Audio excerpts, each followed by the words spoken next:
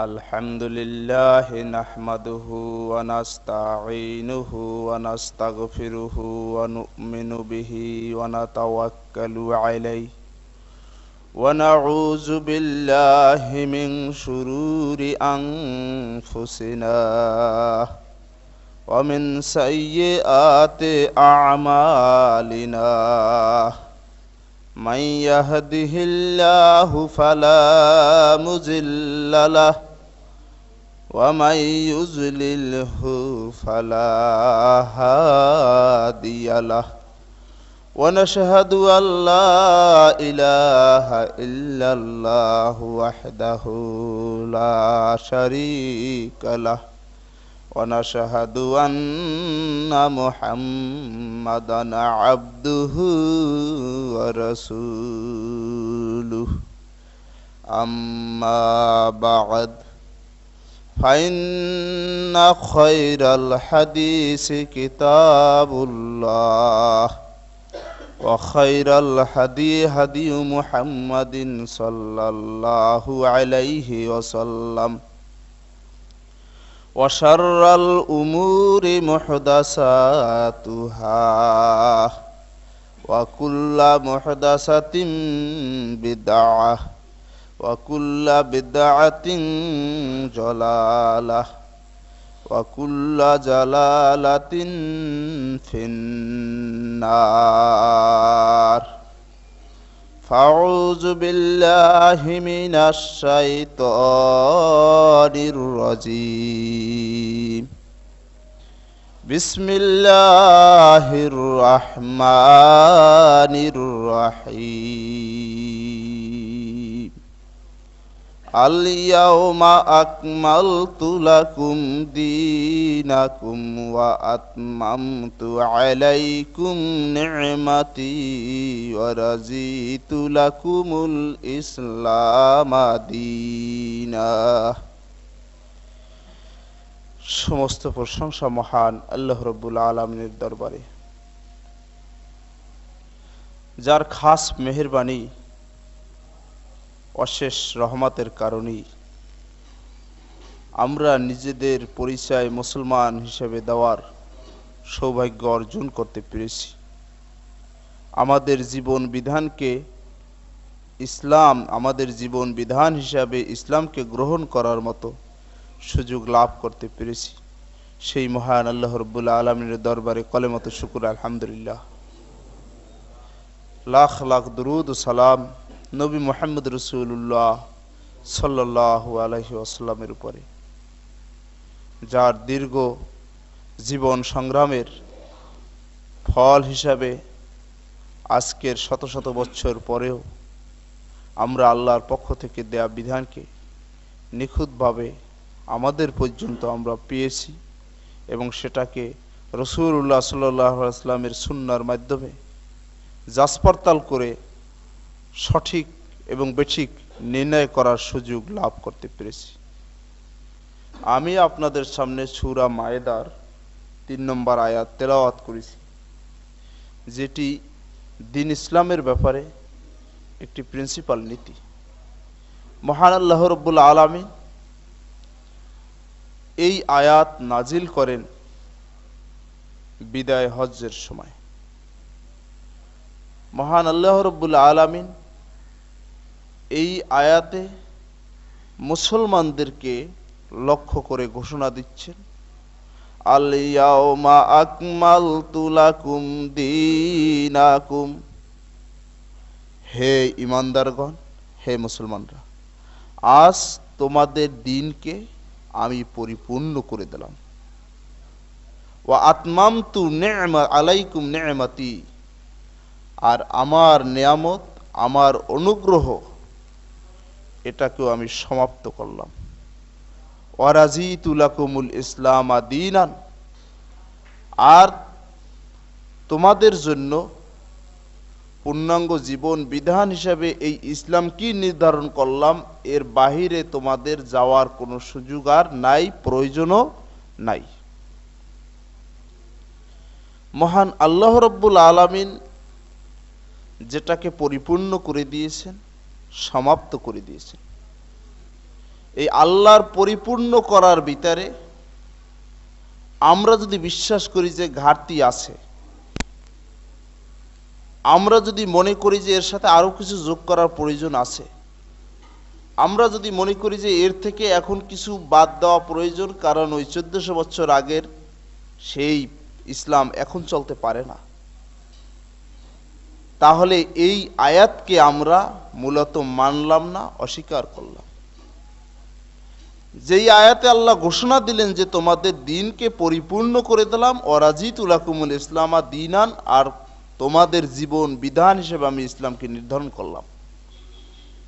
আজকের যদি আমরা মনে করি যে আসলে দিন পরিপূর্ণ না, এতে ইজমা করে কিছু ঢুকানোর বিষয় আছে, কিয়াস করে কিছু ঢুকানোর বিষয় আছে, তারপরে আলেমদের চিন্তা ভাবনা করে এর সাথে কিছু অনুষ্ঠান জুড়ে দেওয়ার প্রয়োজন আছে, এটা যদি আমরা মনে করি যে এছাড়া দিনদারি চলে না, দিনদারি পরিপূর্ণ হতে পারে না, তাহলে ওই আয়াতকে অস্বীকার করার কারণে আমরা মূলত মোমেন হতে পূর্ণাঙ্গভাবে পারলাম না।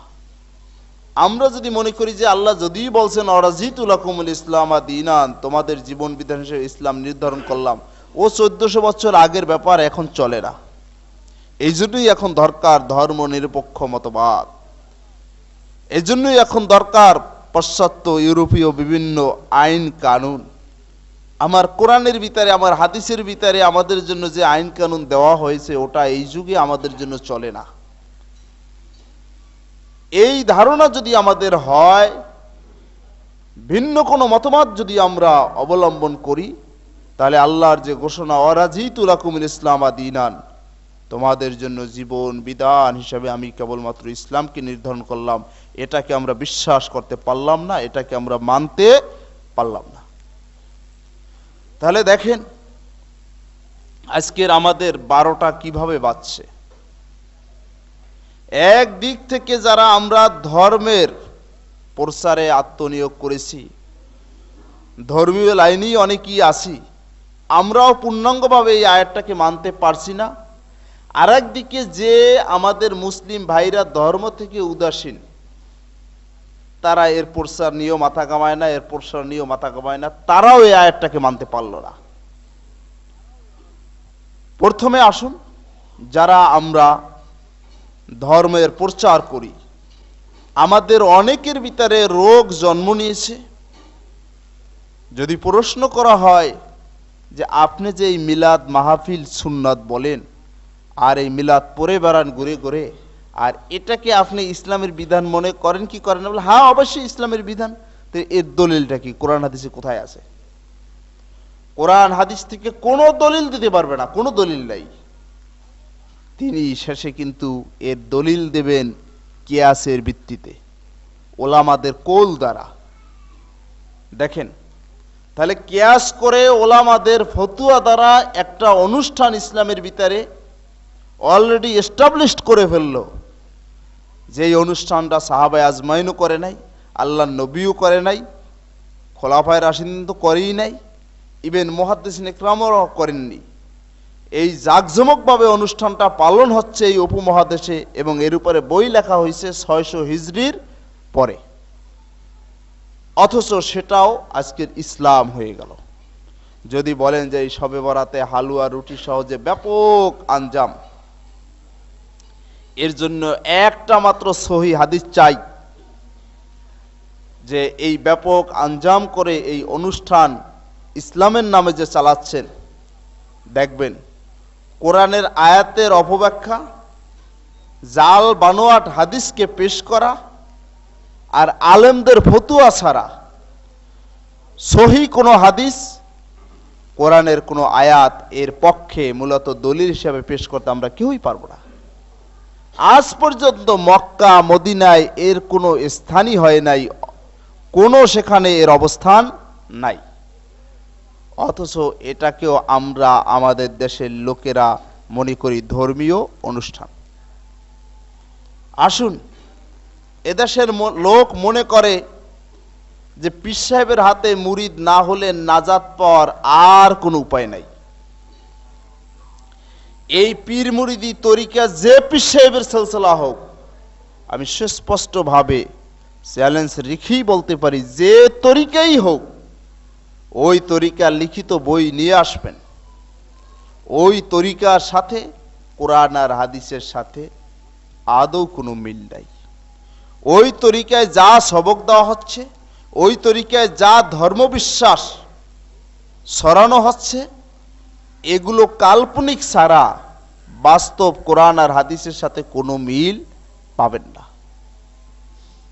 বই পুস্তকগুলো পড়লে দেখবেন যে সেখানে মুরিদ হওয়ার পরে দুনিয়ায় বসে আল্লাহকে দেখতে পায়, আল্লাহর সাথে যোগাযোগ হয়, আল্লাহর সাথে হটলাইন হয়ে যায়, এ জাতীয় তথ্য ওই সকল বই পুস্তকে পাবেন। অথচ কোরআন এবং হাদিসে কোথাও পাবেন না যে দুনিয়ার চোখে মানুষ দুনিয়ায় বসে আল্লাহকে দেখতে পারে, এর সমর্থনে একটি আয়াতও পাবেন না। ওখানে দেখবেন যে মানুষগুলো ওই তরিকা রপ্ত করতে করতে করতে করতে আল্লাহর আসনে আর তার মধ্যে কোনো পার্থক্য থাকে না, উলুহিয়াতের ভিতরে পৌঁছে যায়। অথচ সমস্ত নবীদের দাওয়াতই ছিল মানুষ আল্লাহর বান্দা। আল্লাহ নবী নিজেও নিজের পরিচয় দিতে গিয়ে বলছেন আবদুহু ওয়া রাসূলুহু, যে আল্লাহর নবী তিনি আল্লাহর বান্দা এবং তার রসুল। আল্লাহ পাক কোরআনে ও সূরা কাহাফের ভিতরে এই ঘোষণা আল্লাহর নবীর মুখ থেকে দেওয়াইছেন যে হে নবী আপনি বলেন, কুল আনা বাশারুম মিসলুকুম, আমি তোমাদের মতোই একজন মানুষ। তাহলে আল্লাহর নবীরাও আল্লাহর বান্দা, একজন মানুষ। কেবলমাত্র আল্লাহ পাক তাদেরকে নবুয়াত দিয়েছেন, রিসালাত দিয়েছেন আল্লাহর বাণী প্রচারের জন্য। আর আমাদের সমাজে পীর সাহেবদের তালিম হচ্ছে যে পীর সাহেবরা একেবারে আল্লাহর মর্যাদায় পৌঁছে যায়। এ তাদের প্রত্যেক গ্রুপের বই পুস্তকের ভিতরে এগুলি রয়েছে। আর এই সিস্টেম, এই তরিকাটা, এটাকে আমাদের দেশে ইসলামী তরিকা বলে চালানো হচ্ছে। অথচ যদি বলা হয় যে এই চিশতিয়া সাবেরিয়া তরিকা, এই তরিকা খোলাফায়ে রাশিদিন মানছেন কিনা, আল্লাহর নবী মানছেন কিনা, এর উত্তরে কোনো দলিল তারা দিতে পারবেন না। যেমন মনে করেন চিশতিয়া সাবেরিয়া তরিকার ভিতরে 3 নম্বর মোরাকাবার ভিতরে যেটা রয়েছে যে তামাম চিজুকো খোদা জানে, মোরাকাবা করবে, সব জিনিসকে আল্লাহ বলে ধারণা করবে। এই চিশতিয়া সাবেরিয়া তরিকার ভিতরে রয়েছে যে 200 বার ইল্লাল্লাহ ইল্লাল্লাহ ইল্লাল্লাহ জিকির করতে হবে। এই দুটাই ধরি, আর দরকার নেই। কোরআন এবং হাদিস সমস্ত ঘাটাঘাটি করে কোথাও পাওয়া যাবে না যে সব জিনিসকে আল্লাহ বলে ধারণা করতে হবে, বিশ্বাস করতে হবে। বরং যেই কলেমা পড়ে মুসলমান হতে হয় সেই কলেমায় রয়েছে লা ইলাহা ইল্লাল্লাহ, এক আল্লাহ ছাড়া আর কোনো ইলাহ নাই। অথচ মুরাকাবা করতে হবে সব জিনিসই আল্লাহ। তারপরে ইল্লাল্লাহ, এর অর্থ হচ্ছে আল্লাহ ব্যতীত, আল্লাহ ছাড়া। এখন এই শুধু ইল্লাল্লাহ ইল্লাল্লাহ ইল্লাল্লাহ, আল্লাহ ছাড়া আল্লাহ ছাড়া, আল্লাহ ব্যতীত আল্লাহ ব্যতীত, এইভাবে জিকির কোরআন হাদিসে তো দূরের কথা, জাল জয় বানোট হাদিসও নাই এর পক্ষে। অথচ এই জিকিরই হচ্ছে এই তরিকার জিকির। আবার এই তরিকাটা যদি বলেন যে এটা ইসলামী তরিকা হতেই পারে না, দেখবেন যে আপনার বিরুদ্ধে জিহাদ ঘোষণা করবে যে আমাদের তরিকার বিরুদ্ধে কথা বলছে। এই তরিকার লোকেরাই কিন্তু খালিশপুর মসজিদ ভাঙছে, এই তরিকার অনুসারীরাই কিন্তু পিপলস পাঠাগার ভাঙছে, এই তরিকার অনুসারীরাই কিন্তু কোরআন ড্রেনে ফেলছে, এই তরিকার অনুসারীরাই কিন্তু বুখারী শরীফ রাস্তায় ফেলছে। এই তরিকাটা এদেশের মানুষ ইসলামী তরিকা মনে করে বিদেই এই তরিকায় গিয়ে মুরিদ হয়। অথচ এই তরিকা রসুলের জমানায় ছিল না, এই তরিকা সাহাবায়ে আজমাইনদের জমানায় ছিল না, এই তরিকা তাবে তাবিনদের জমানায় ছিল না। এই তরিকা কোরআন আর হাদিসে কোথাও নাই। অথচ এই তরিকাটা ইসলামের ভিতরে যোগ করা হয়েছে আর বলে যে এটা ইসলামী তরিকা। তাহলে আল্লাহ বলেন আল ইয়াউমা আকমালতু লাকুম দীনাকুম, আমি তোমাদের জন্য দ্বীনকে পরিপূর্ণ করে দিলাম। এই আয়াতের উপরে যদি বিশ্বাস করি, তাহলে আল্লাহ পাকের সেই দ্বীনের ভিতরে এই তরিকাকে যারা সংযোগ করলো ইসলাম হিসাবে, তারা কিন্তু আল্লাহর ওই আয়াতে বিশ্বাস করে না। তাদের বিশ্বাস হচ্ছে ইসলামের ভিতরে বাড়ানোর আর কমানোর অধিকার মানুষের আছে।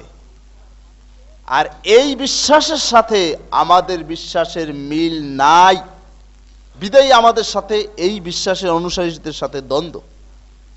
কেন মিল নাই?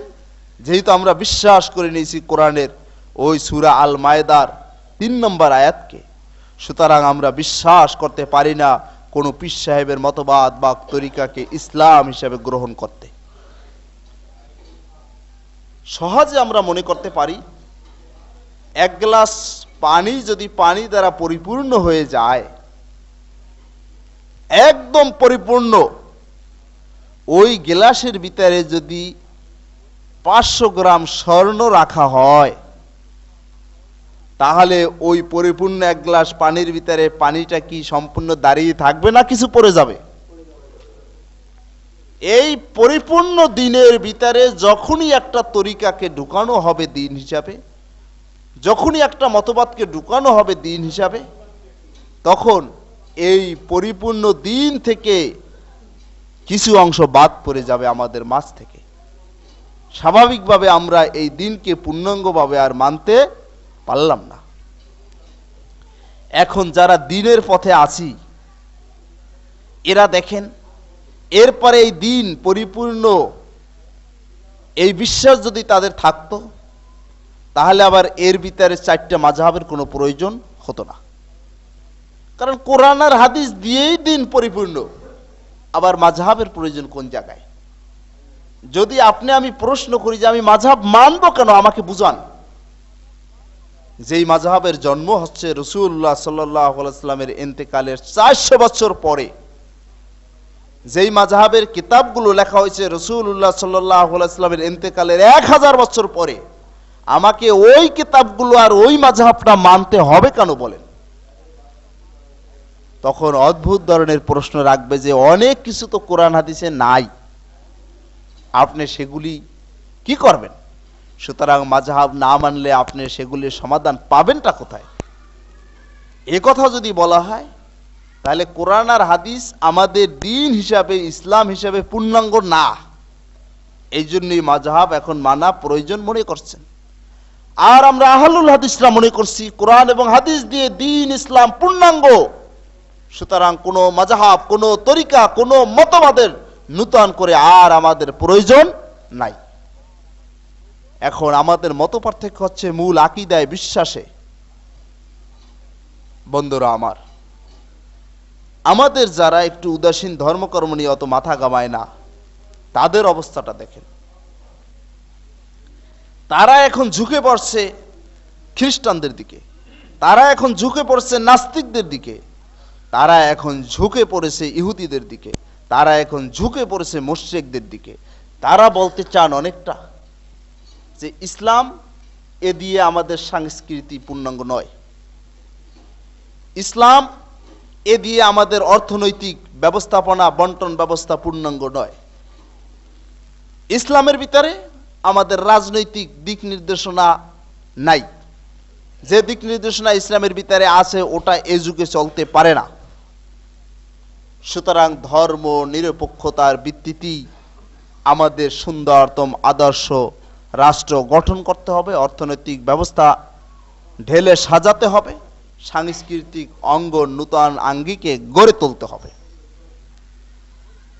পাশ্চাত্য ইউরোপীয় আইন এটাই আমাদের এ যুগের জন্য প্রযোজ্য।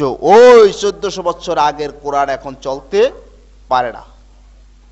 এই ধারণার ভিত্তিতে যারা নামাজি বলেন যে আমরা কোরআনের শাসন চাই, যারা সত্যিকার মুত্তাকি তারা বলেন যে আমরা ওই আল কোরআনে যে অর্থনৈতিক ব্যবস্থাটা দেওয়া হয়েছে, বন্টন ব্যবস্থা, জাকাত ভিত্তিক, এই ব্যবস্থাটা আমাদের কার্যকর করা হোক, ওতে আমাদের শান্তি পাবো। আমাদের মা বোনেরা এখন হাজার হাজার সোচ্চার হয়ে বোরকা পরে তারা বলেন ওই পাশ্চাত্য ইউরোপীয় অধিকার আমাদের প্রয়োজন নাই, কোরআন আর সুন্নায় যতটুকু অধিকার আমাদের দেওয়া হয়েছে আমাদের সেটা দেওয়া হোক ফিরে, আমরা সেটা পেতে চাই। তখন ওনারা মুসলমান দাবি করা সত্ত্বেও বলেন যে এরা মৌলবাদী, এরা সাম্প্রদায়িক, এরা কট্টরপন্থী, আরো যত ধরনের গালি আছে এই গালিগুলো এরা প্রয়োগ করে কাদের সামনে? যারা নিষ্ঠার সাথে 100% কোরআন আর হাদিস মাইনে চলতে চায়। তাহলে আল্লাহ যেখানে বললেন ওয়ারাজিতু লাকুমুল ইসলামা দীনান, আমি তোমাদের জন্য ইসলামকে জীবন ব্যবস্থা হিসাবে নির্ধারণ করলাম। আল ইয়াউমা আকমালতু লাকুম দীনাকুম, আর এই ইসলাম নামক যে দিন ব্যবস্থা এটাকে আমি পূর্ণাঙ্গ করে দিলাম। এই লোকেরা, ধর্ম নিরপেক্ষ মতবাদের অনুসারীরা, পাশ্চাত্য ইউরোপীয় আইনের অনুসারীরা, সমাজতন্ত্রের অনুসারীরা, নাস্তিক্যবাদের অনুসারীরা এই আয়াতকে স্বীকার করে না বিদায়ী বলে যে এটা মৌলবাদ, ওই 1400 বছর আগের বিধান এখন চলতে পারে না। যারা এই আয়াতকে অস্বীকার করে আর বলেন 1400 বছর আগের কোরআন এখন চলতে পারে না, এদেরকে মুসলমানদের তালিকায় ধরা বেয়াকুফি ছাড়া আর নির্বোধ ছাড়া আর কিছু হতে পারে না। কারণ আল্লাহর দেয়া বিধান ওয়ারাজিতু লাকুমুল ইসলামা দীনান, তোমাদের জীবন বিধান হিসেবে ইসলামকে আমি নির্ধারণ করলাম। আর এই জীবন বিধানকে যে প্রত্যাখ্যান করলো এই ব্যক্তিকে এরপরে বলা যে এই ব্যক্তি মুসলমান, আর এই ব্যক্তির উপরে ভরসা রাখা যে এই ব্যক্তি দ্বীনের পক্ষে খেদমত করবেন, আর এই ব্যক্তি থেকে আশা করা যে এই ব্যক্তি মুসলমানদের কল্যাণে কাজ করবেন, এর থেকে বোকামি আর এর থেকে নির্বুদ্ধিতা আর কিছু হতে পারে না। ধর্ম নিরপেক্ষ এখন কৌশলে বলা হচ্ছে যে মানুষকে আমাদের বুঝাতে চেষ্টা করতে হবে যে এটা ধর্মের বিরুদ্ধে নয়। কিন্তু আপনি কোথায় যাবেন?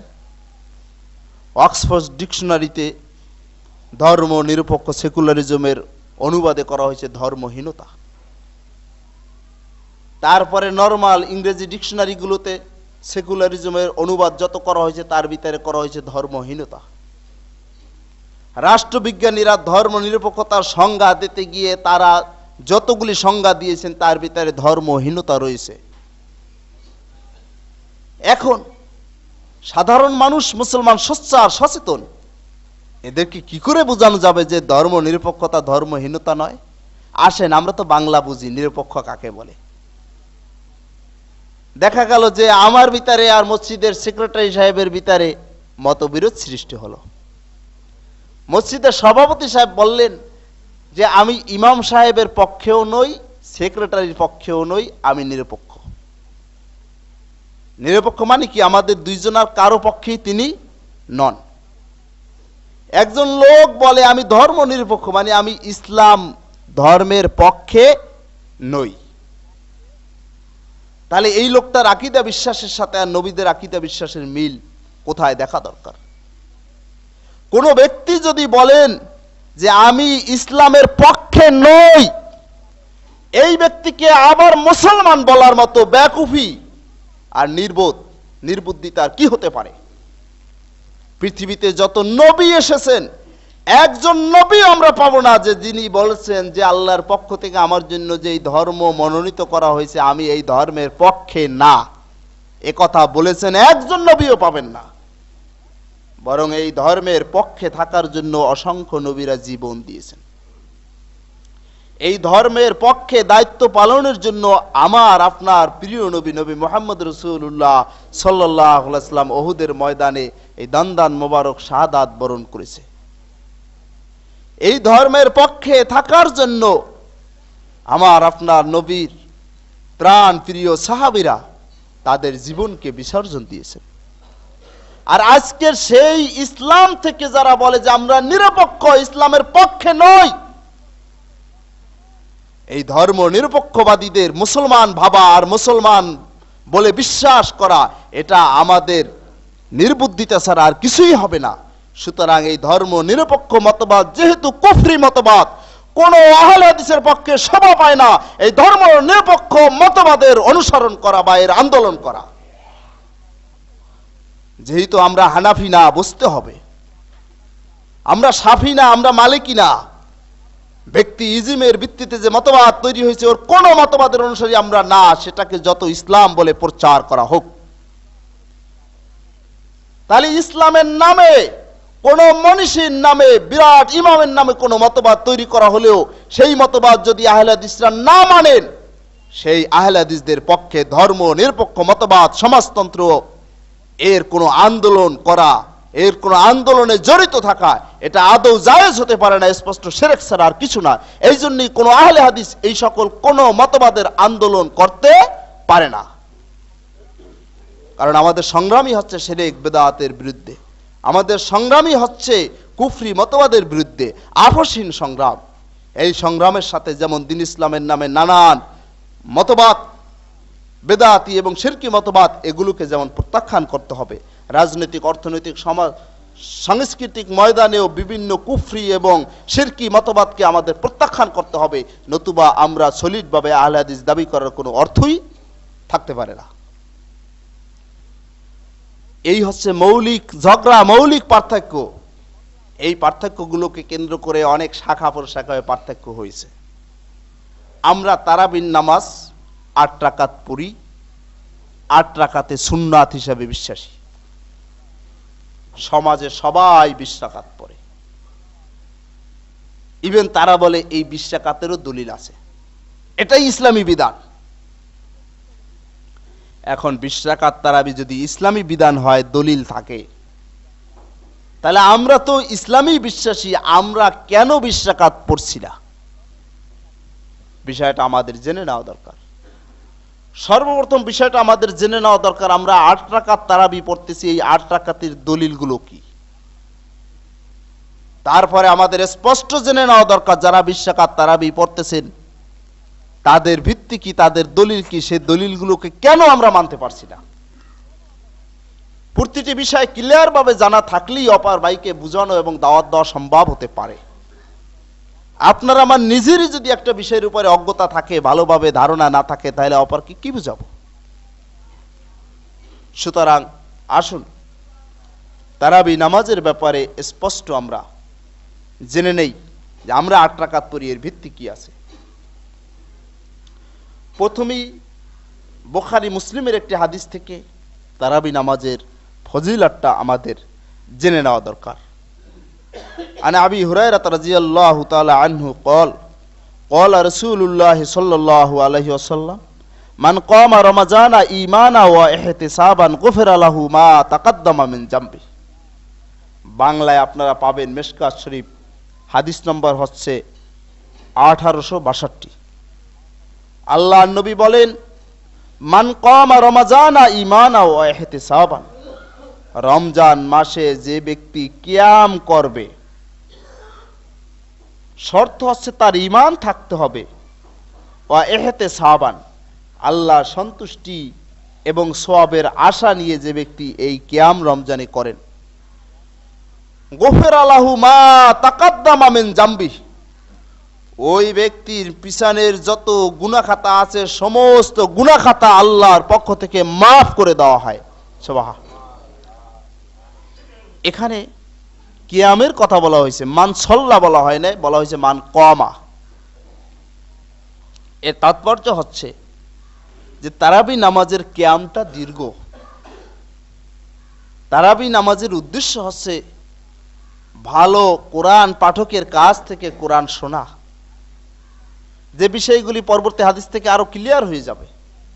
এই জন্য মান সাল্লা না বলে বলা হয়েছে মান কামা। এখন প্রশ্ন, এই তারাবির নামাজ কয় রাকাত পড়ব? এই প্রশ্ন অসংখ্য লোকের ছিল। বিদায়ী একজন তাবি মা আয়েশা রাদিয়াল্লাহু তাআলা আনহার কাছে স্পষ্ট জিজ্ঞাসা করেছেন, আন্নাহু সাআলা আয়েশা রাদিয়াল্লাহু তাআলা আনহা কাইফা কানাত সালাতু রাসূলিল্লাহি সাল্লাল্লাহু আলাইহি ওয়াসাল্লাম ফি রমাজান ফাকালাত মা কানা ইয়াজিদু ফি রমাজানা ওয়ালা ফি গায়রিহা আলা 11 রাকাতান। বুখারী মুসলিমের হাদিস। আপনারা এটাকে পাবেন বুখারী শরীফ তারাবির সালাত অধ্যায়, আরবিতে পাবেন 269 নম্বর পৃষ্ঠা, বাংলা ইসলামী ফাউন্ডেশনের তৃতীয় খণ্ড এর 382 নম্বর পৃষ্ঠায়। হাদিস নম্বর হচ্ছে 1881। আব্দুর রহমান একজন তাবি, তিনি জিজ্ঞাসা করেন মা আয়েশা রাদিয়াল্লাহু তাআলা আনহাকে যে আল্লাহর নবী তার রাতের নামাজটা রমজানে কিরূপ ছিল। দেখেন, তাই প্রশ্ন হচ্ছে রমজানের নামাজ সম্পর্কে,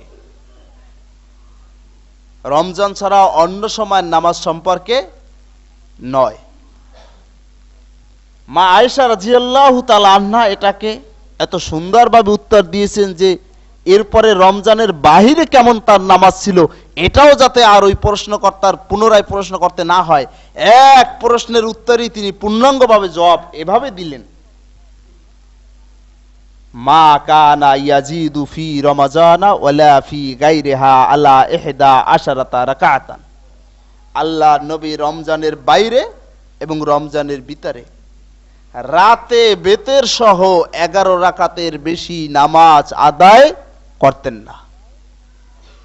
এর মানে রমজানের বাইরে তাহাজ্জুদ নামাজও আল্লাহ নবী 8 রাকাত পড়তেন, 3 রাকাত বেতের আদায় করতেন।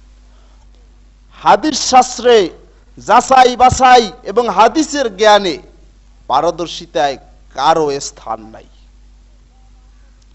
ইমাম আহমদ ইবনে হাম্বল, তিনি ইমাম বুখারী রাহমাতুল্লাহি আলাইহির ওস্তাদ।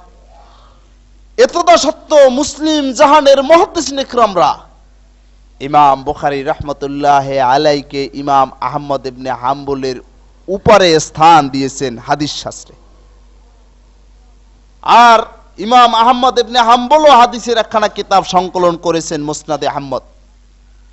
ইমাম মালিকও হাদিসের একখানা কিতাব সংকলন করেছেন মুয়াত্তা মালিক। ইমাম শাফিও একখানা হাদিসের কিতাব সংকলন করেছেন কিতাবুল উসুলে হাদিসের নীতিমালা সহ। এতদা সত্য বিশ্বের লক্ষ লক্ষ মুহাদ্দিসিন ইকরামরা, বিশ্বের লক্ষ লক্ষ হাদিসের ইমামরা ঐক্যবদ্ধভাবে যে সিদ্ধান্তে পুষছেন আসাহুল কুতুবে বাদা কিতাবিল্লাহি সহিহুল বুখারী। যত কিতাব লেখা হয়েছে হাদিসের উপরে সংকলন হয়েছে, এর ভিতরে সবথেকে শ্রেষ্ঠতম কিতাব হচ্ছে এই বুখারী শরীফ। এই ইমাম বুখারী রাহমাতুল্লাহি আলাইহি তিনি এই হাদিসটা কিতাবুত তাহাজ্জুদের ভিতরে অধ্যায়ের ভিতরে স্থান দিয়েছেন। স্থান দিয়ে তিনি প্রমাণ করেছেন যে কিতাবুত তাহাজ্জুদের অধ্যায় যে তাহাজ্জুদ নামাজ হচ্ছে 8 রাকাত। এই একই হাদিসকে ইমাম বুখারী রাহমাতুল্লাহি আলাইহি আবার কিতাবু সালাতি তারাবিহ, তারাবির অধ্যায়ে স্থান দিয়েছেন। স্থান দিয়ে তিনি প্রমাণ করেছেন যে তারাবির নামাজও হচ্ছে 8 রাকাত। সাথে সাথে তিনি এ প্রমাণও করে দিলেন যে তারাবি আর তাহাজ্জুদ একই নামাজ, এইটা ভিন্ন কোনো জিনিস নয়। এটার অন্য মাসে নাম হচ্ছে তাহাজ্জুদ, আর রমজান মাসে এটার নাম হয়েছে তারাবিহ। অথচ এই বাস্তব সত্যটাকে জেনে বুঝেও মানুষের সামনে প্রকাশ করে না, বলে না, তাহলে মাযহাব থাকে না। অনেকে এও বলতে চান যে 8 রাকাত তো তাহাজ্জুদ, ও তো তারাবি না। এদের কাছে যদি পাল্টা প্রশ্ন করা হয় যে হাদিসে তো স্পষ্ট আছে আল্লাহর নবী জীবনে একদিনের জন্য তাহাজ্জুদ ছাড়েন নাই, যত কষ্ট হোক তিনি তাহাজ্জুদ নামাজ পড়েছেন, তাহলে আল্লাহর নবী তারাবিও পড়েছেন, এও হাদিসে প্রমাণ রয়েছে। কিন্তু তারাবির নামাজ পড়ার পরে ওই রাতে আল্লাহর নবী আবার তাহাজ্জুদ পড়েছেন, এমন একটা জয়ীফ দলিল পারলে দেন। দলিলটা সহিহ হয় দরকার নাই, দলিলটা বেজাল থাক, একটা বেজাল দলিল দেন যেই দলিলে আছে আল্লাহর নবী তারাবি পড়ার পরে ওই রাতে আবার তাহাজ্জুদ পড়েছে। পৃথিবীর কোন হাদিসের কিতাব থেকে এ ধরনের কোন দলিল দিতে এ পর্যন্ত পারেন নাই, আর সামনেও পারবেন না। তাহলে এই তারাবি আর তাহাজ্জুদকে এক নামাজ হিসাবে মেনে নিতে অসুবিধাটা কোথায়? অসুবিধাটা ওই জায়গায়, এক নামাজ হিসাবে মেনে নিলে আর মাযহাব থাকে না। আর মাযহাব যদি না থাকে দলাদলি থাকে না। দলাদলি যদি না থাকে তাহলে অনেকের মাতুব্বারি থাকে না। এক দল ভাঙ্গা তিন দল হয় কেন? সব মাতুব্বার হইবে। এই মনের ভিতরে সব মাতুব্বার হওয়ার যদি মনোভাবটা না থাকে, যদি কেবলমাত্র নিছক দিনের খেদমত, জনগণের খেদমতই উদ্দেশ্য থাকে, তাহলে এক দল ভাঙ্গা তিন দল হওয়ার কোনো প্রয়োজন নাই। খেদমত করলে কারে কেডা বাধা দিতে পারে? বন্ধুরা আমার, এবার আসুন তারাবি নামাজ রাসূলুল্লাহ সাল্লাল্লাহু আলাইহি ওয়াসাল্লাম জামাতে পড়াইছেন 3 দিন। এই 3 দিনে কয় রাকাত পড়াইছেন আমরা সেটা জেনে নেই। এই নিঘুর তথ্যগুলি কিন্তু মুফতি সাহেব জানলেও তার কাছ থেকে বাইর করতে পারবেন না। ওরে সর্বনাশ, আপনাকে পেছাবে, বলবেই না। বলবে হ্যাঁ রাসূল 3 দিন তারাবি নামাজ পড়াইছে, কিন্তু কয় রাকাত পড়াইছে তা হাদিস নাই। কোন ক্রমে বলবে না যে এই 3 দিনে কয় রাকাত পড়াইছেন। উল্টা পাল্টা বুঝাতে চেষ্টা করবেন।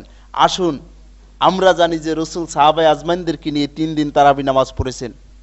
এছাড়া আর সাহাবায়ে আজমাইনদেরকে নিয়ে রাসূল পড়েন নাই। তাহলে এখন সাহাবায়ে আজমাইনদের আমরা সাক্ষ্য কি পাচ্ছি ওই 3 দিনে তিনি কি পড়েছেন? জাবের বিন আব্দুল্লাহ রাদিয়াল্লাহু তাআলা আনহু বলেন, আন্নাহু আলাইহিস সালাম কামা বিহিম ফি রমাজানা ফাসাল্লা সামানা রাকাতিন ওয়া আওতারা। আল্লাহর নবী কামা বিহিম, সাহাবায়ে আজমাইনদেরকে নিয়ে তারাবি নামাজ পড়েছেন ফি রমাজানা, রমজান মাসে। ফাসাল্লা, আল্লাহর নবী নামাজ পড়ালেন সামানা রাকাতিন, 8 রাকাত নামাজ। ওয়া আওতারা, এই 8 রাকাত নামাজের পরে তিনি বেতের আদায় করলেন। দেখেন, এই হাদিস সহিহ ইবনে হিব্বান এর মূল কিতাবে রয়েছে, সহিহ ইবনে খুজাইমার ভিতরেও রয়েছে। আল্লামা নাসিরউদ্দিন আলবানী সহিহ ইবনে খুজাইমা, এমনিই তো সহিহ হাদিসের কিতাব, এর নিচে আবার লিখেছেন যে হাদিসটি সহিহ। হানাফি মাযহাবের জগৎ বিখ্যাত হেদায়ার ভাষ্য কিতাব নাসবুর রায়া, এই নাসবুর রায়ার প্রথম খণ্ড 276 নম্বর পৃষ্ঠায় এই হাদিসটা স্থান দেওয়া হয়েছে। হানাফি মাযহাবের প্রখ্যাত বিদ্বান আল্লামা বদরুদ্দিন আইনি, তিনি বুখারী শরীফের একখানা বিস্তারিত ব্যাখ্যার কিতাব লিখছেন। যে ব্যাখ্যার কিতাবটাকে উমদাতুল কারি হিসাবে বিশ্বের মানুষরা চেনেন। এই উমদাতুল কারির 3য় খণ্ড 597 নম্বর পৃষ্ঠায় এই হাদিসটা স্থান দিয়েছেন। এতদা সত্ত্বেও আমাদের দেশের অনেক মুফতি সাহেবরা বলবেন যে আল্লাহর নবী কয় রাকাত নামাজ পড়াইছিলেন এর কোনো দলিল পাওয়া যায় না। তাহলে এই সত্যকে যারা আমরা গোপন করতেছি, দিনের খেদমত এর দায়িত্ব থাকা সত্ত্বেও, তাহলে আমাদের অবস্থানটা কোথায়? আর আমাদের সমাজে এখন যারা আধুনিক হয়ে গেছে, কুফরি মতবাদ গ্রহণ করতেছে, সমাজতন্ত্র ধর্ম নিরপেক্ষ মতবাদ, তাদের সাথে আর এই মুফতি সাহেবদের পার্থক্যটা কোথায়? এখন আপনি আমি যদি সলিড ইসলামের দাবিদার হই আর একটি সুন্দরতম ব্যবস্থাপনা চাই এই ইসলামের ভিত্তিতে, তাহলে কি বুশের মাথা ঠিক থাকতে পারে? এই বুশের মাথা খারাপ হয়েছে বিদেই তো এই বুশের গোষ্ঠী সকলে দেখতেছে সারা বিশ্বে এখন তালেবান, সারা বিশ্বে এখন লাদেন, সারা বিশ্বে এখন মৌলবাদ। এই মাথা খারাপ তো খালি খালি হয় নাই।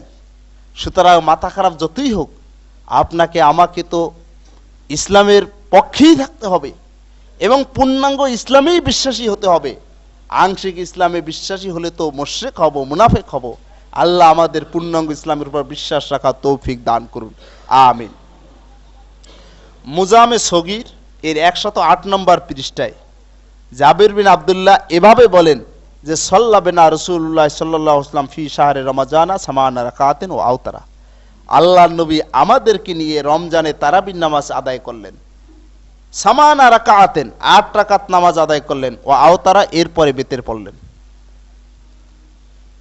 এই হাদিস স্পষ্ট থাকা সত্ত্বেও যারা রসুল কয় রাকাত পড়ছেন এই দলিল বলতে রাজি না আর দলিল পান না, আল্লাহ তাদের প্রতি রহম করুন, তাদের মনটা আল্লাহ উদার করে দেন, মাযহাবের সংকীর্ণতা তাদের মন থেকে আল্লাহ পাক দূর করে দেব। আমরা এ দোয়াই করি। বলা হয় উমর রাদিয়াল্লাহু তাআলা আনহু 20 রাকাত তারাবি নামাজ পড়ছেন, পড়তে বলেছেন, নির্দেশ দিয়েছেন। ভাবতে অবাক লাগে। আসুন উমর রাদিয়াল্লাহু তাআলা আনহু নির্দেশটা কি দিয়েছেন আমরা জেনে নেই। এই জানার জন্য এখন হুজুরের উপরে নির্ভরশীল হওয়ার কোনো প্রয়োজন নাই। বাংলা হয়েছে, আপনি বাংলায় বিষয়টা খুঁজে দেখেন। মুয়াত্তা মালিক আরবি 40 নম্বর পৃষ্ঠা, আপনাকে বাংলার আমি সন্ধান দিয়ে দিলাম। মিশকাত শরীফ 2য় খণ্ড, আরাফাত পাবলিকেশনস, এর হাদিস নম্বর হচ্ছে 1228। এই 1228 নম্বর হাদিসে আপনি পাবেন সাহেব বিন ইয়াজিদ রাহমাতুল্লাহি আলাইহি বলেন, ক্বালা আমারা উমর ইবনুল খাত্তাব উবাই বিন কাব ও তামিম আদ-দারি আইয়াকুমা লিন-নাস বি11 রাকাতান। হযরত উমর ফারুক রাদিয়াল্লাহু তাআলা আনহু উবাই বিন কাব এবং তামিম আদ-দারিকে ইমাম নিযুক্ত করে আমারা নির্দেশ দিলেন আইয়াকুমা লিন-নাস বি11 রাকাতান, দুইজনে মিলে যেন মুসল্লিদের বেতের সহ 11 রাকাত তারাবির নামাজ আদায় করান। এই নির্দেশ উমর রাদিয়াল্লাহু তাআলা আনহু দিলেন, আর এই নির্দেশই উবাই বিন কাব এবং তামিম আদ-দারি পালন করলেন। এই হাদিসটি সহিহ হিসাবে প্রমাণিত, এর সনদের ভিতরে কোনো গোলযোগ নাই। মদিনার ইমাম মালিকও এই হাদিসটিকে সহিহ হিসাবে গ্রহণ করেছেন।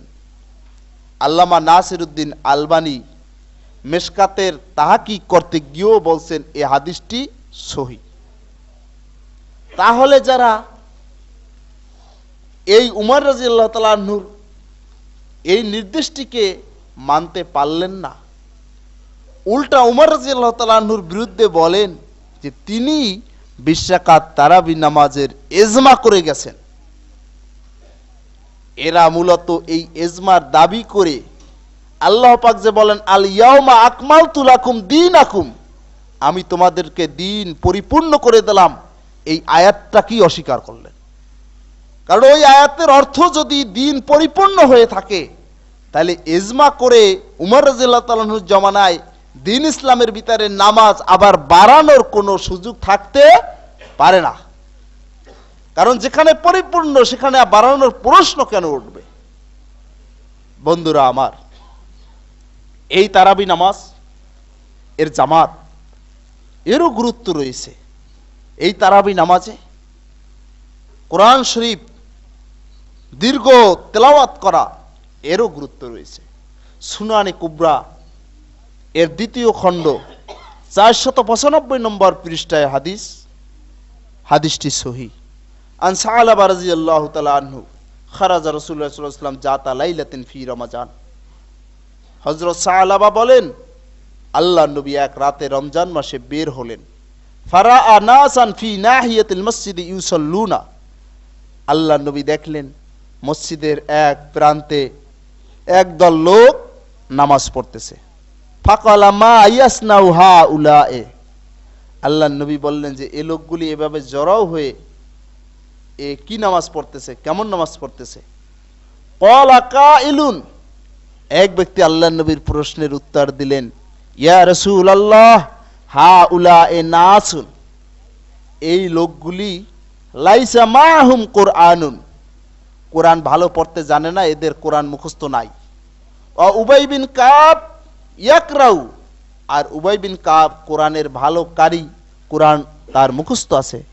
অহুম মাহু ইউসাল্লুনা বিসালাতিহি, যার ফল হিসেবে কোরআন শোনার উদ্দেশ্যে এবং ওই কোরআন দিয়ে দীর্ঘ কিরাত দিয়ে নামাজ পড়ার উদ্দেশ্যে এই উবাই বিন কাবের সাথে এই সাহাবায়ে আজমাইন নামাজ পড়তেছেন। ক্বালা কদ আহসানু, আল্লাহ নবী বললেন যে এটা তো খুব উত্তম কাজ। তাহলে দীর্ঘ তেলাওয়াত, দীর্ঘ কোরআন দিয়ে যে তারাবির নামাজ, এটা একটা উত্তম কাজ, আল্লাহ নবী নিজে বলেছেন। এই উবাই বিন কাব আরেকদিন এমন একটা কাণ্ড ঘটালেন, যেই কাণ্ডটি আগে রাসূলুল্লাহ সাল্লামের থেকে অনুমোদিত বা অনুমোদন ছিল বলে তার কোনো ধারণা ছিল না। অনুমোদন ছাড়াই একটা নূতন কারবার ঘটালেন। কারবারটা কি? উবাই বিন কাব নিজেই বলতেছেন, যা উবাই বিন কাব ফি রমাজানা ফাকালা ইয়া রাসূলুল্লাহ কানা মিন্নিল লাইলাতা শাইউন। উবাই বিন কাব আল্লাহর নবীর দরবারে এসে একদিন উপস্থিত, বললেন, ইয়া রাসূলুল্লাহ, আজ রাতে আমার পক্ষ থেকে একটি কারবার ঘটে গেছে। কারবারটি কখন? ফি রমাজানা, রমজান মাসে। রমজান মাসে উবাই বিন কাব রাসূলের কাছে এসে বললেন, ইয়া রাসূলুল্লাহ কানা মিন্নি লাইলাতা শাইউন, আজ রাতে আমার পক্ষ থেকে একটা কারবার ঘটে গেছে, ঘটনা ঘটে গেছে যেটা নূতন। ক্বালা ওমা যালিকা ইয়া উবাই। আল্লাহর নবী বললেন, হে উবাই, ব্যাপারটা কি বলো। ক্বালা উবাই, নেসওয়াতু দারি কুলনা আনা লা নাকরাউল কুরআনা। যে আমাদের বাড়ির মহিলারা সব আমাকে বললেন, ধরলেন যে উবাই, আমরা তো কেউ কোরআন মুখস্থ নাই, পড়তে পারি না, সুতরাং তুমি কোরআন পড়তে পারো, তোমার কোরআন মুখস্থ আছে। ফানুসাল্লি খালফাকা বিসালাতিকা, সুতরাং তোমার পিছনে আজ আমরা নামাজ পড়ব, তুমি ইমামতি করবা আমাদের। ফাসাল্লাইতু বিহিন্না সামানা রাকাতিন। উবাই বিন কাব বলেন যে আমি ওই মহিলাকে নিয়ে ইমামতি করে 8 রাকাত নামাজ পড়লাম, তারাবির নামাজ। অল বেতরা, এরপরে বিতির পড়ে দিলাম। ফাসাকাতা আনহু ওয়া কানা সাব্বাহার রেজা। আল্লাহর নবী এ কথা উত্তর শুনে চুপ হয়ে গেলেন।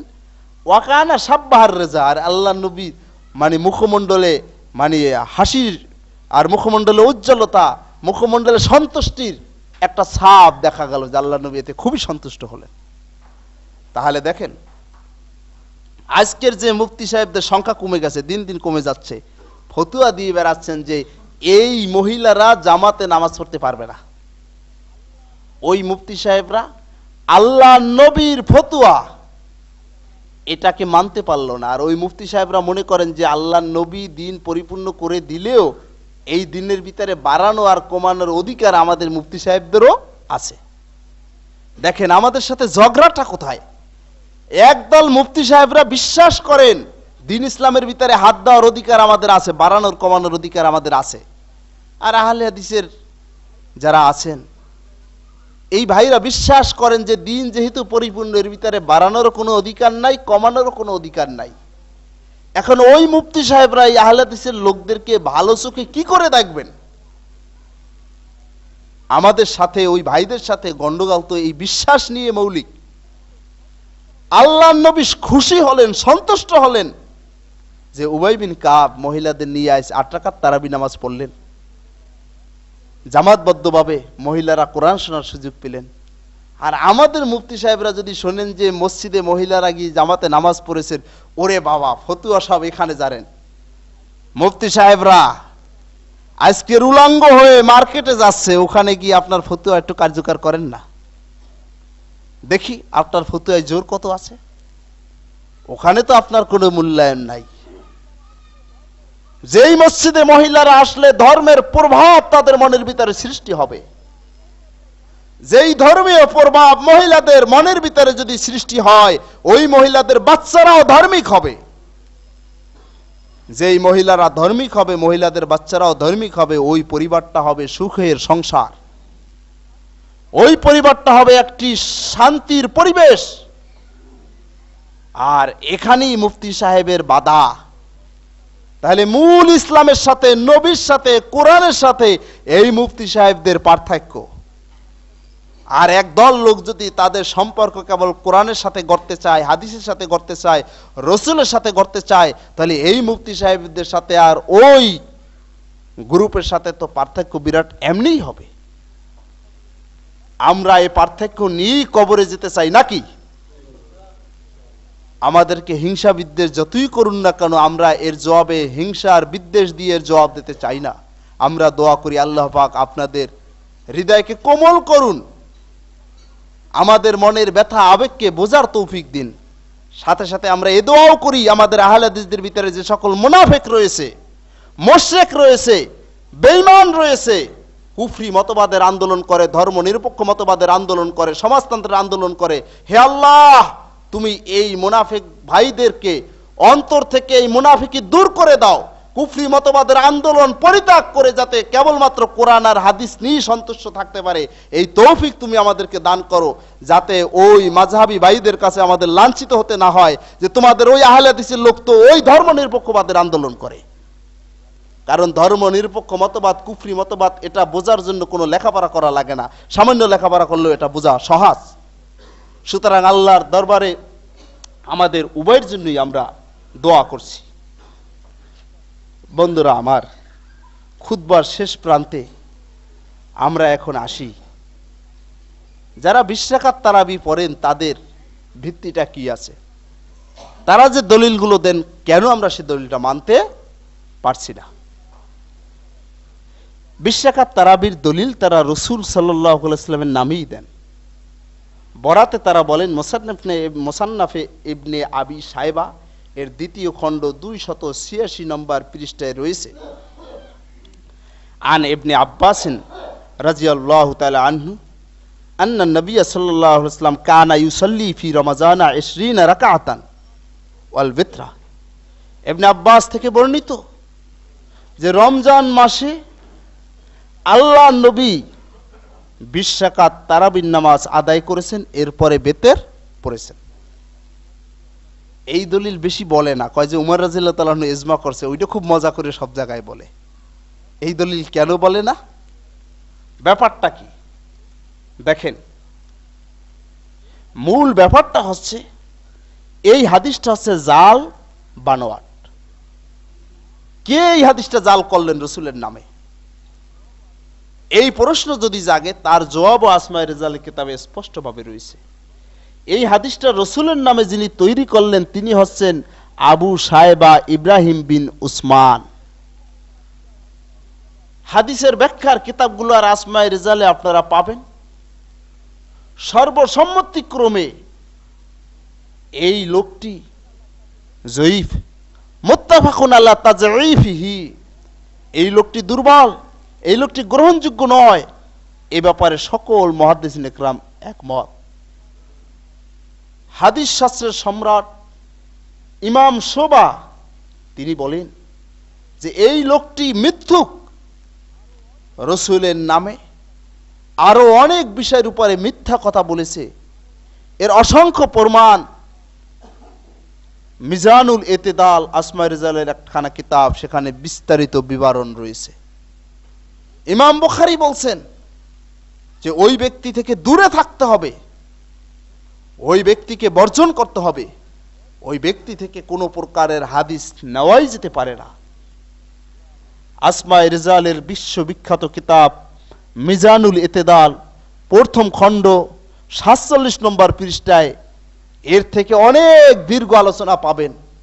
যেহেতু দীর্ঘ আলোচনা করতে গেলে বাকি আলোচনা আমাদের সময় হবে না, সংক্ষেপে এটাই বলে দিলাম যে এই হাদিসটা তৈরি করেছে আবু শায়বা ইব্রাহিম বিন উসমান, যাকে মুহাদ্দিসিন ইকরামরা মিথ্যুক বলেছেন। রাসূলের নামে হাদিস বানানোটাই হচ্ছে তার মূল উদ্দেশ্য, এটাই হচ্ছে তার ধর্মের নামে ব্যবসা। বন্ধুরা আমার, এবার আসুন যে এর পরবর্তীতে যে বলা হয় উমর রাদিয়াল্লাহু তাআলা আনহু তিনি 20 রাকাত তারাবি নামাজ পড়েছেন, ঘটনাটা কতটুকু সত্য। আন ইয়াজিদ বিন রুমান ক্বালা কানা নাসু ফি জামানি উমর রাদিয়াল্লাহু তাআলা আনহু ইয়াকুমুনা রমাজানা বি23 রাকাতান। ইয়াজিদ বিন রুমান বলেন যে লোকেরা উমর রাদিয়াল্লাহু তাআলা আনহুর জমানায় 20 রাকাত তারাবি আর 3 রাকাত বেতের সহ 23 রাকাত নামাজ আদায় করেছেন। হাদিসটি যদি সত্য হয় আমাদের মেনে নিতে অসুবিধা কোথায়? কিন্তু দেখেন গন্ডগোলটা কোথায়। হানাফি জগতের শ্রেষ্ঠতম একজন মুহাদ্দিস ইমাম জাইলাই হানাফি রহমাতুল্লাহি আলাইহি, তিনি তার নাসবুর রায়া এর দ্বিতীয় খণ্ড 154 নম্বর পৃষ্ঠায় বলেন যে ইয়াজিদ বিন রুমান উমর রাদিয়াল্লাহু তাআলা আনহুর জমানায় 23 রাকাত নামাজের যে বিবরণ দিয়েছেন, এটা মেনে নেওয়া তো দূরের কথা, এই ইয়াজিদ বিন রুমান তার এই কথা সত্য হওয়া তো দূরের কথা, এই ইয়াজিদ বিন রুমান উমর রাদিয়াল্লাহু তাআলা আনহুর জমানায় জন্মগ্রহণই করে নাই, তার জমানায় পান নাই। আসমাই রেজালে তো রয়েছেই, কিন্তু হানাফি জগতের শ্রেষ্ঠতম মুহাদ্দিস তিনিও তার লিখিত কিতাব নাসপুর রায়া 2য় খণ্ড 154 নম্বর পৃষ্ঠায় এই বিষয়টা স্পষ্ট স্বীকার পেয়েছেন। এই ইয়াজিদ বিন রুমান বলেন কিয়ামুল লাইল একটা কিতাবে যে আমি উমর রাদিয়াল্লাহু তাআলা আনহুর জমানায় 20 রাকাত তারাবি নামাজ পড়েছি। দেখেন, উমর রাদিয়াল্লাহু তাআলা আনহুর জমানায় ওনার জন্মই হয় নাই, উনি নিজে সেই জমানায় 20 রাকাত তারাবি নামাজ পড়েছেন। এর থেকে গাঁজাখুরি কথা আর কি হতে পারে? আসুন, আমরা আহলে হাদিসরা বললে অনেক দোষ হয়ে যাবে। হানাফি জগতের শ্রেষ্ঠতম একজন ফকি আল্লামা শওক নিম্বি রহমতুল্লাহ আলাই বলেন, সাক্ষ্য প্রমাণের ভিত্তিতে যে 20 রাকাতের রাবি উমর রাদিয়াল্লাহু তাআলা আনহুর মৃত্যুর মাঝে 109 বছরের ব্যবধান। এই যে ইয়াজিদ বিন রুমান উমর রাদিয়াল্লাহু তাআলা আনহুর ইন্তেকালের 109 বছর পরে জন্মগ্রহণ করেছে, এই লোকটাই যদি বলে যে আমি উমর রাদিয়াল্লাহু তাআলা আনহুর জমানায় 20 রাকাত তারাবি নামাজ পড়েছি, এই লোকটা যদি বলে উমর রাদিয়াল্লাহু তাআলা আনহুর জমানায় এই 20 রাকাত তারাবি নামাজ হয়েছে, এর থেকে গাঁজাখুরি কথা আর কিছু হতে পারে না। আর এই কথা কোনো বিবেকবান লোক বিশ্বাস করতে পারে না, কারণ আগেই আমরা হাদিস শুনেই আসছি যে উমর রাদিয়াল্লাহু তাআলা আনহু উবাই বিন কাব এবং তামিম আদ-দারিকে যে নির্দেশ দিয়েছেন তারাবি নামাজ আদায় করার, তা ছিল 8 রাকাত। সুতরাং সেই 8 রাকাত তারাবি হচ্ছে রসুলের সুন্নাত। আর এই 20 রাকাত তারাবি যেহেতু এর বর্ণনা সহি নয়, সুতরাং এ বর্ণনা যেহেতু জাল বানোয়াট, এই বর্ণনার ভিত্তিতে ইসলামের ভিতরে রসুলের রেখে যাওয়া দ্বীনের ভিতরে বাড়ানোর কোনো অধিকার আমরা আহলুল হাদিসরা বিশ্বাস করি দুনিয়ার কোনো মুফতির বা কোনো আলেমের থাকতে পারে না। আর যে মুফতি সাহেবরা বিশ্বাস করেন যে না, ইজমা করে কিয়াস করে দ্বীনের ভিতরে আরো অনেক অনুষ্ঠান বাড়ানো যায় কি কমানো যায়, তাদের ভিতরে আমাদের ভিতরে মূলত পার্থক্য হচ্ছে বিশ্বাসের, আকীদার, ইমানের। সুতরাং এই পার্থক্যটা যেহেতু মৌলিক পার্থক্য, এই পার্থক্যে আমরা কখনোই আপোষ করতে পারি না। আমরা কখনোই তাদের এই অনুমান ভিত্তিক আর জাল বানোয়ার ভিত্তিক কোনো আমলকে আমরা রসুলের নামে সুন্নাত হিসাবে বিশ্বাস করে নিতে পারি না। মহান আল্লাহ রাব্বুল আলামিন আমাদেরকে কোরআন আর সুন্নাহ সঠিকভাবে জানা বুঝা পূর্ণাঙ্গ রূপে আমল করার তৌফিক দান করুন, আমিন। আর যে ভাইরা আজও বুঝতে পারছেন না, অযথা আমাদেরকে গালমন্দ করছেন, আমরা দোয়া করি হে আল্লাহ তুমি এই ভাইদেরকে বোঝার তৌফিক দান করো। যারা হাদিসের কিতাব পড়লে গোমরা হয়ে যাওয়ার ফতোয়া দেয়, হে আল্লাহ তুমি তাদের অন্তর থেকে মাযহাবী সংকীর্ণতা দূর করে দাও। কোরআন হাদিসই যে হেদায়েতের একমাত্র মাধ্যম, এই কোরআন হাদিস যে সকল লোকের জন্যই নক্ষত্র, আলো বা উজ্জ্বল দিক নির্দেশনা, এটা তাদের অন্তরে ঢুকিয়ে দাও আল্লাহ। আর সাধারণ ভাইদেরকে কোরআন হাদিসের সাথে তুমি জড়িত হওয়ার তৌফিক দান করো হে আল্লাহ। আস্তাগফিরুল্লাহ লি ওয়া লাকুম।